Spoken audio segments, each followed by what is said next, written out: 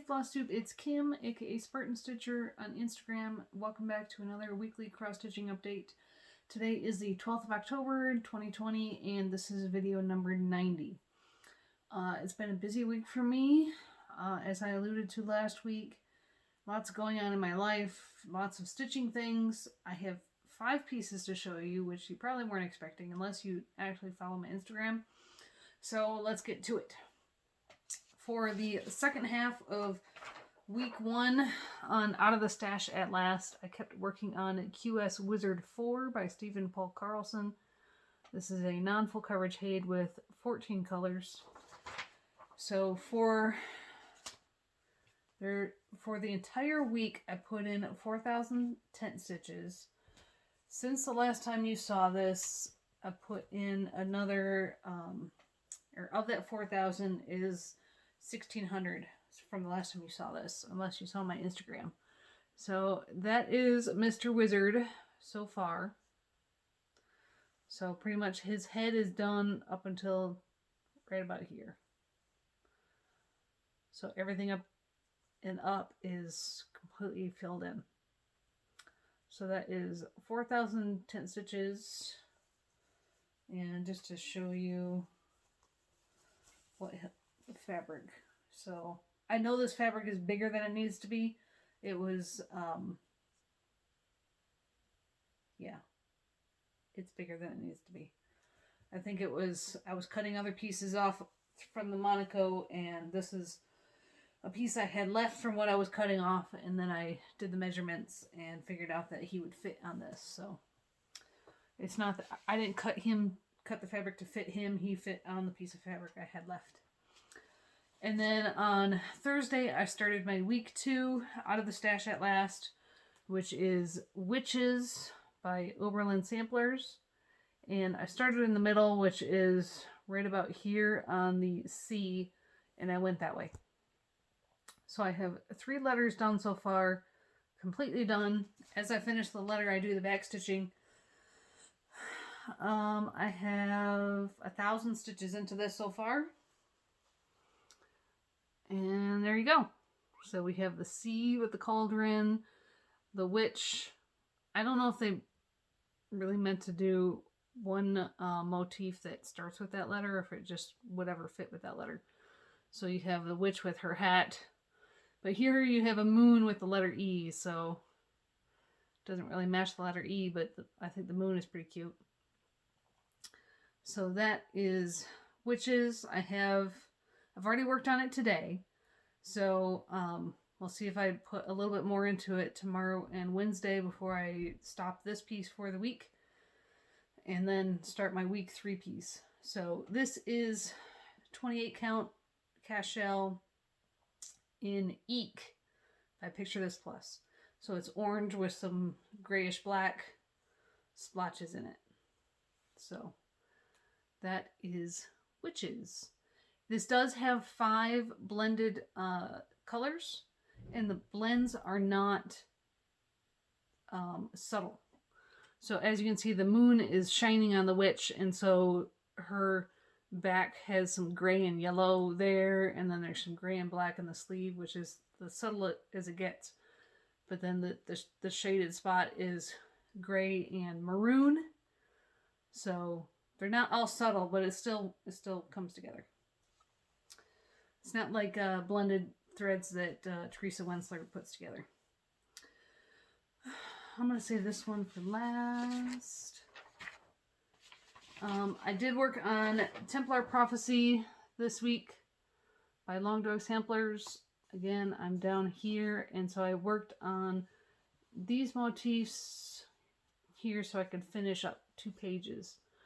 I put in almost 800 stitches. And there you go. That's where I'm at. So I worked in all that light blue up there. I had some of that already started. And now the only thing I'm missing to finish the top of that page is right at the bottom of that diamond. There's a few stitches to go in there.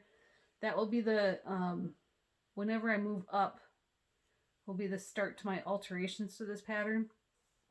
But I think for November, I'm going to move here to the left because Anne told me to, and I really want to stitch that town anyways.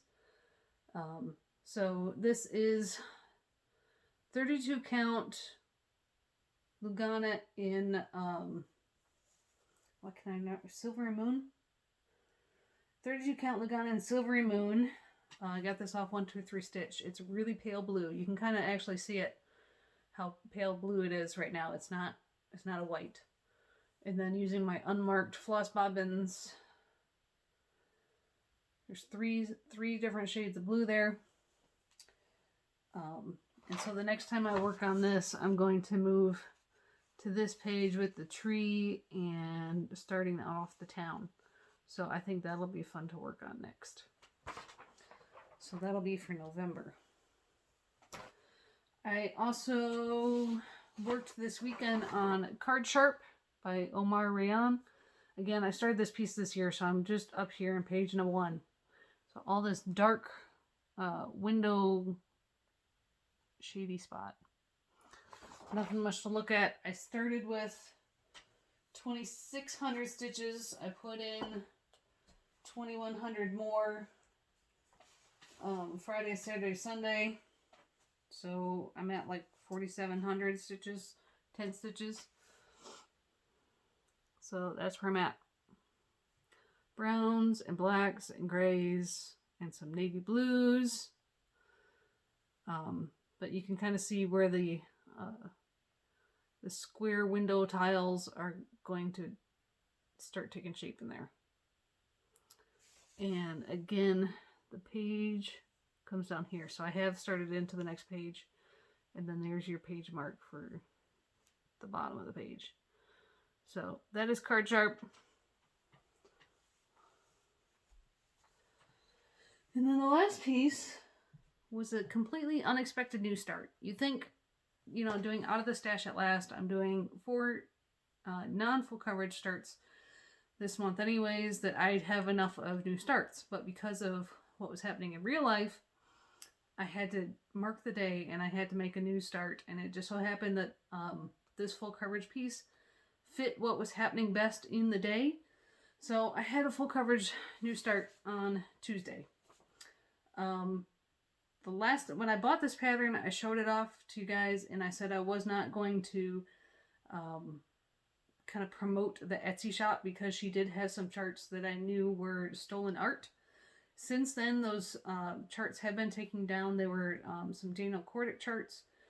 So it's good to hear that, you know, someone probably contacted her and she did the right thing and she took down those charts, since Daniel Cordick is licensed through Tilton Crafts. So her shop, she does have quite a bit of Disney and other popular culture movies, TV shows.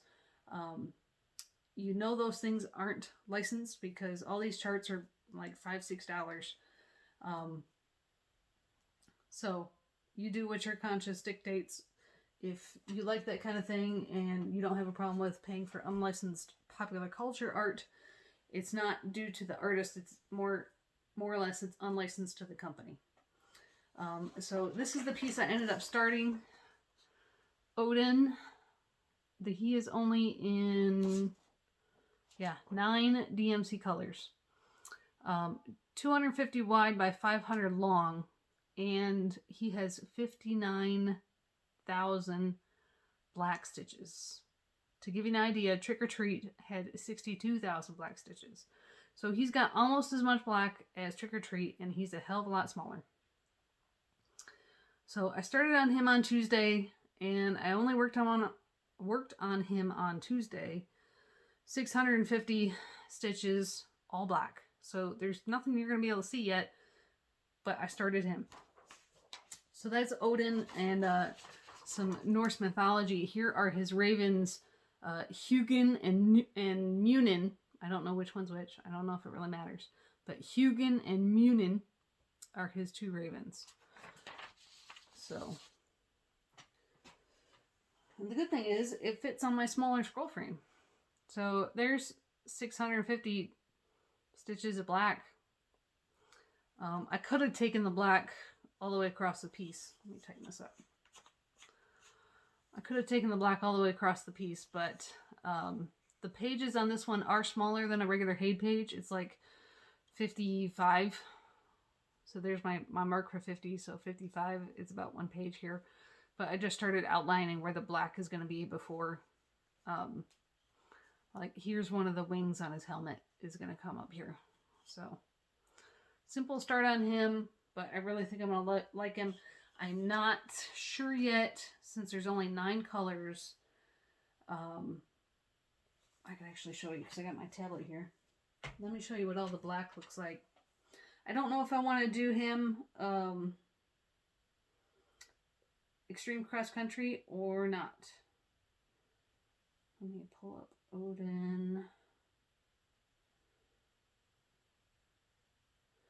So here's what all the black is highlighted on Odin right there. So it'd be pretty easy for me to do all the black, and I think he'd look really cool. The problem is, am I going to get so bored doing all the black on him first? So I haven't decided yet, but that's all the black. The rest of the colors are kind of they don't create such a cool picture because they're all over the place. So let me look real quick. If you have a preference, you can leave a comment. Nothing saying I'm actually going to do that, but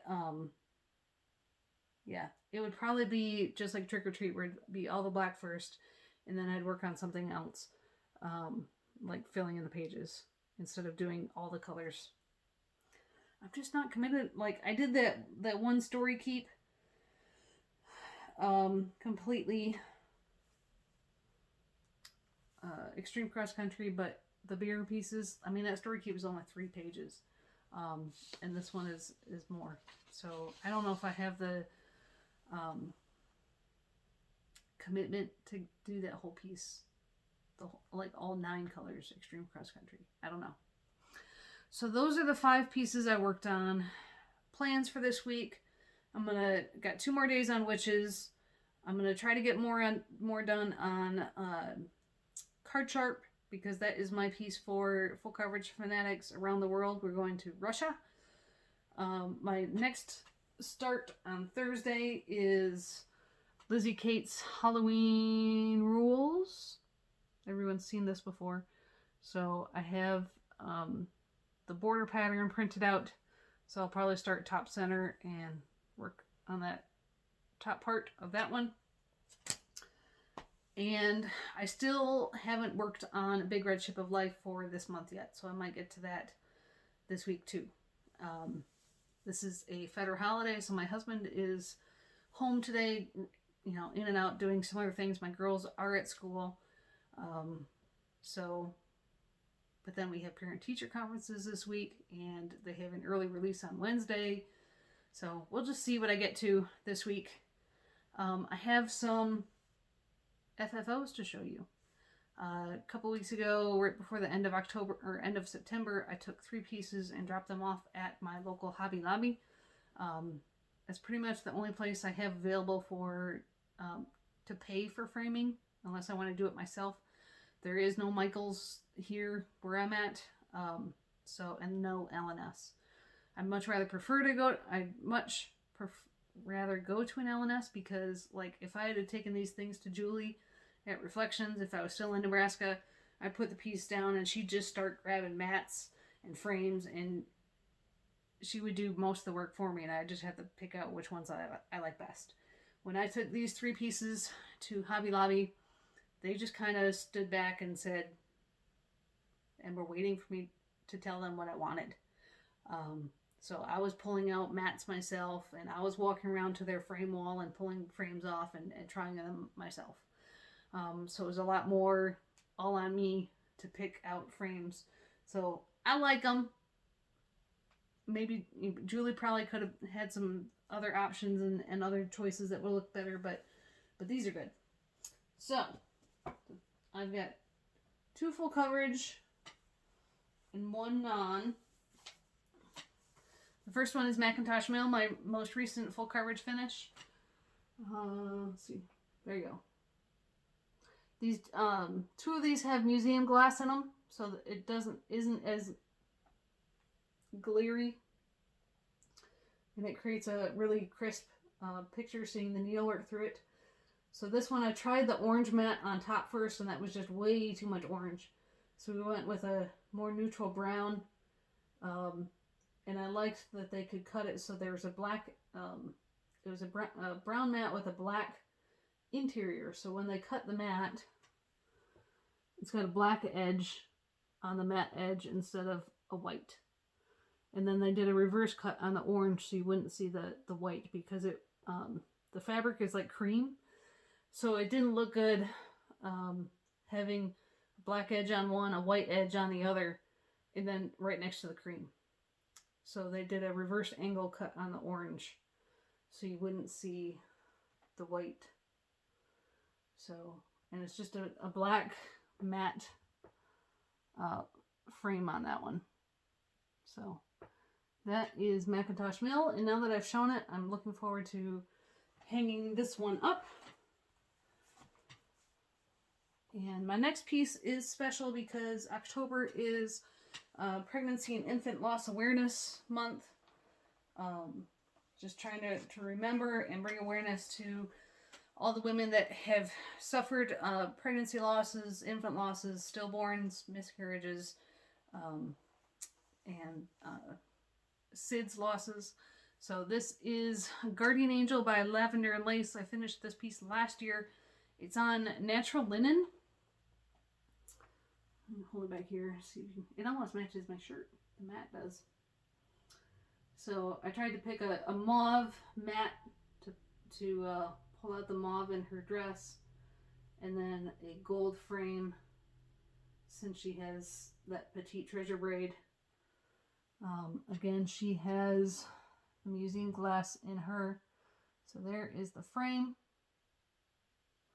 Now, she is on linen, and I didn't look at this closely before I left the store. She's not stretched completely straight, neither horizontally or vertically. But, I mean, you look at it back here without the glare, she looks pretty good. It's only when you're getting close and you're looking at the fabric fibers, you can see, I don't know if you guys can see that, but compared to the line of the mat, you can see they're not completely straight across, and they're not completely straight up and down, but it's okay. I'm not going to be picky, and so she looks good. So that is Guardian Angel. And then the last one is something that I didn't stitch, but I did show it off to you guys. This is QS Curl Up with a Good Book by Randall Spengler. This is stitched by my friend in Colorado. Sorry, the back of the paper is loose on this corner. So she stitched hers. We started on the same day, and I started Moon Hair. This was her very first Haid. And so it was like a sal we were doing together with very similar sized Haids. And then we exchanged them. So I mailed her my finished Moon Hair, and she got it framed. And she mailed me her QS Curl Up with a Good Book. And I finally got it framed. Took me a while because of kids. But I finally got it framed. And just like I told her to frame mine without glass, so you could touch it with clean hands and really be able to, you know, feel the story of the, you know, how that piece was stitched. I also got hers framed without glass so we could see it and touch it. And it's also cool that yes, you can see the specialty pet fibers. She has a cat, and also her son and daughter-in-law have 2 dogs. So this is QS Curl Up with a Good Book by Randall Spengler. So it's framed without glass. It's got a darker wood frame on it, and the mat is not completely all one color. It's got some variety in it. And this is stitched on 22 count. I don't see any stretching problems with this one or with Macintosh Mill. It was only with Guardian Angel because of the linen. So, and The other two pieces were $100 and some each because of the glass. This one, because there was no glass, it cost me $68 to get framed. Just to give you an estimate what framing costs are like at Hobby Lobby. So their framing is always 50% off. I didn't have any extra coupons on top of that. So that's what I paid for these. So really looking forward to hanging all these three pieces up now that I've shown you. I wanted to have one more FO to show you.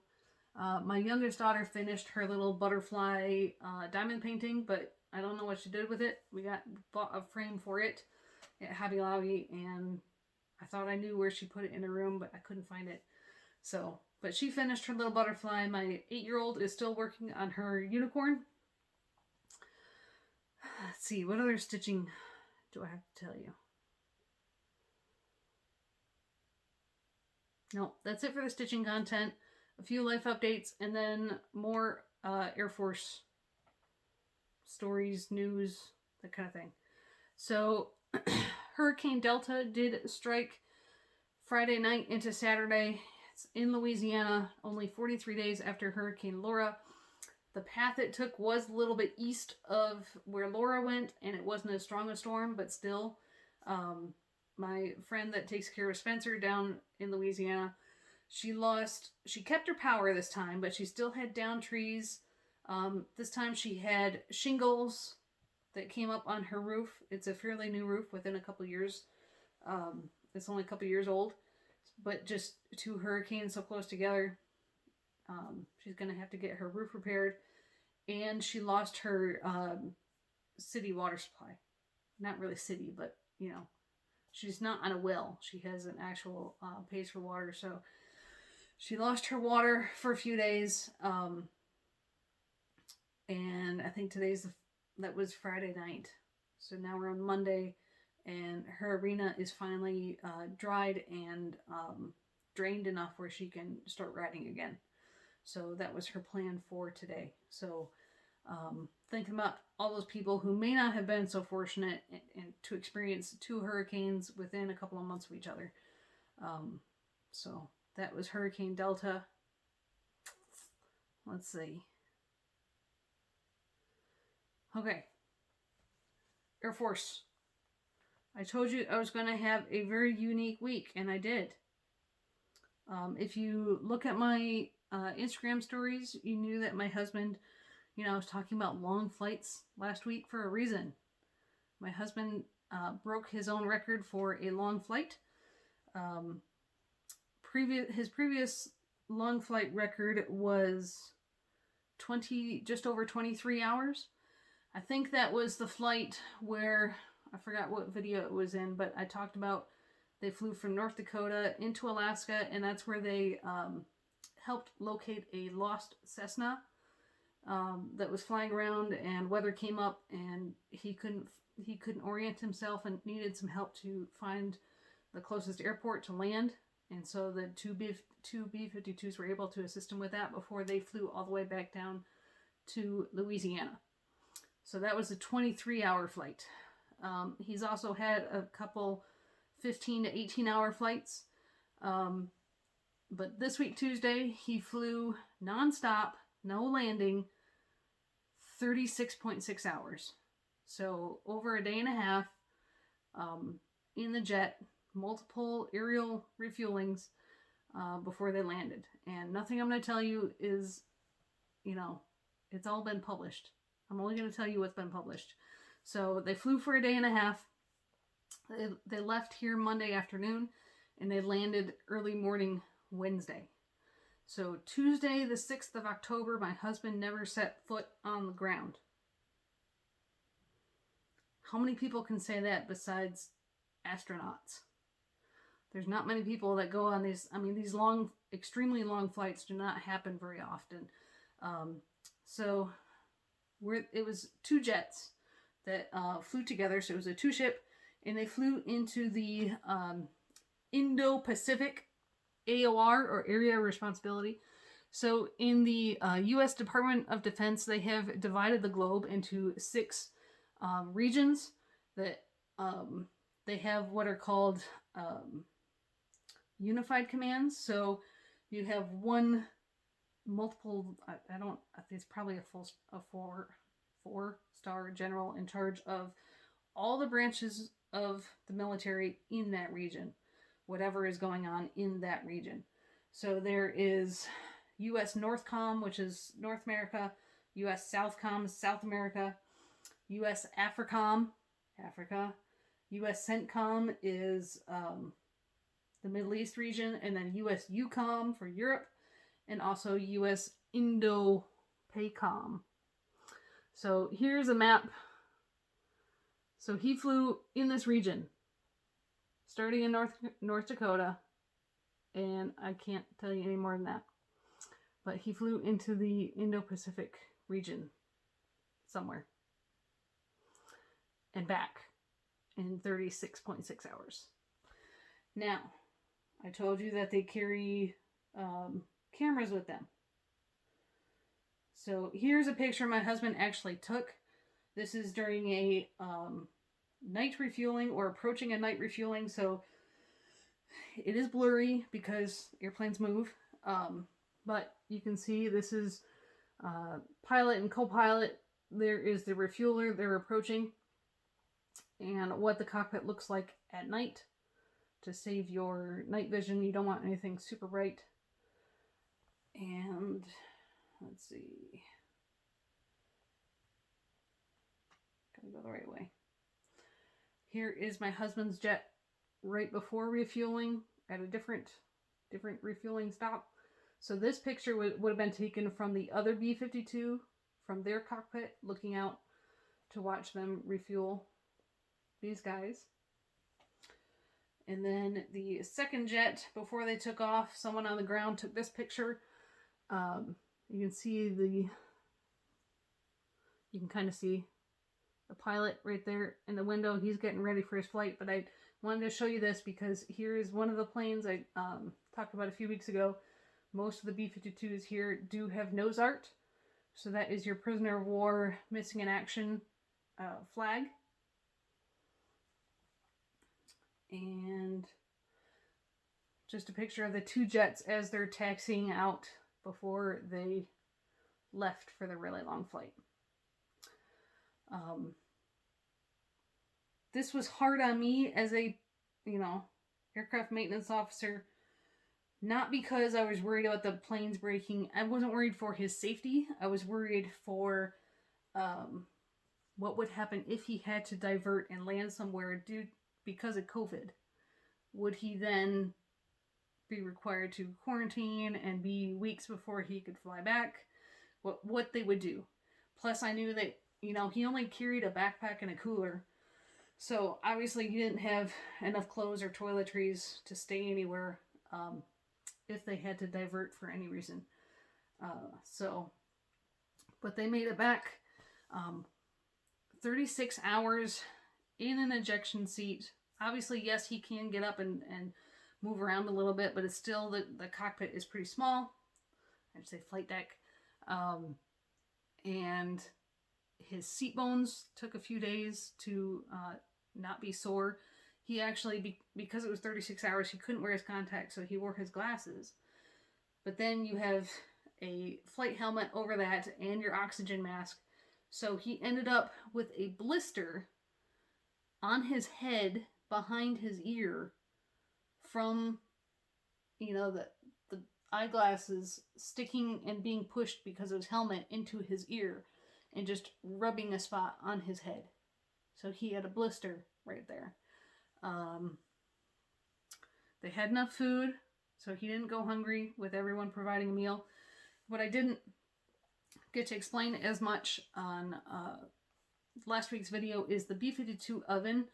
It's about this big, and being a 1960 model airplane, you cannot really dictate the temperature of the oven. It varies from airplane to airplane, so it's pretty much you're limited to heating up food, whether it's frozen food or just something that's already been cooked and just needs to be warmed up.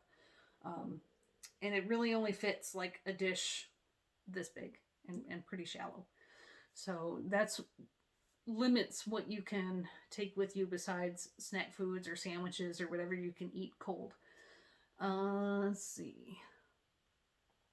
I did not show the female urine accessory. I forgot to show that. I ran out of time. If you want to see that, this one is clean. This one I bought off Amazon for whenever we go camping or anything like that. But any female aircrew members will use something very similar to this, where you hold it up against your body right here, and then so you can pee without completely taking off your clothes, without having to squat. You can pee into the same tube or collection container that the men use, using something like this. You can get these off Amazon if you're interested, for ever going camping, or if you're in a public facility that you don't want to use their facilities, or be touching their facilities. I think that's it, and I'm running out of time again. So I thank everyone for joining me. Have a good stitching week, and we'll see you next week. Bye, guys.